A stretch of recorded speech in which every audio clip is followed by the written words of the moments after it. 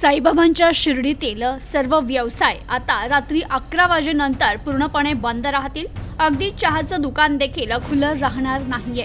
रात्री 11:30 नंतर शिर्डीत विनाकारण रस्त्यावर फिरण्यास मनाई असेल।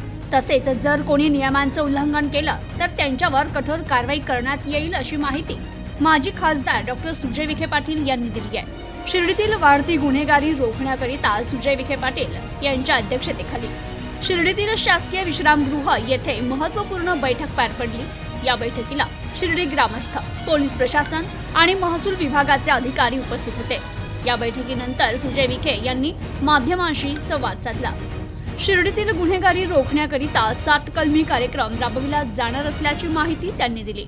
शिर्डीत एका प्रकारे संचारबंदीचाच फॉर्म्युला राबवला जाणार आहे असं सांगतानाच माजी खासदार सुजय विखे पाटील म्हणाले, लवकरच शिर्डी ग्रामस्थ ट्रस्ट स्थापन करण्यात येणार असून त्या अंतर्गत शिर्डी नगर परिषद हद्दीतील सरकारी जागेतील सर्व मंदिरं ताब्यात घेतली जातील।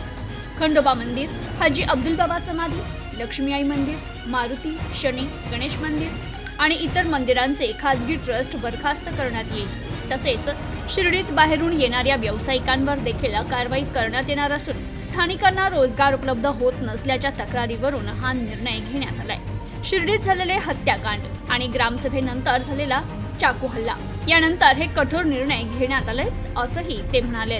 तर शिर्डीतील प्रत्येक व्यक्तीचं डोर टू डोर व्हेरिफिकेशन केलं जाणार असून यासाठी आउटसोर्स पद्धतीनं काम देत बाहेरील व्यक्तीचं नाव मतदार यादीतून वगळण्यात येणार आहे। गुन्हेगारीवर अंकुश ठेवण्यासाठी स्थानिक गुन्हे शाखेच्या 10 अधिकारी आणि कर्मचाऱ्यांचं पथक शिर्डीत तैनात असणार आहे। तसेच अतिक्रमण केलेल्या व्यक्तींना पर्यायी जागा देऊन देखील ते अतिक्रमण काढत नसतील तर त्यांच्यावर सक्तीची कारवाई केली जाणार आहे। अशा पद्धतीनं 7 कलमी कार्यक्रम राबविला जाणार आहे अशी माहिती सुजय विखे यांनी दिली। Bureau report, news today 24, Shirdi, Ahilyanagar.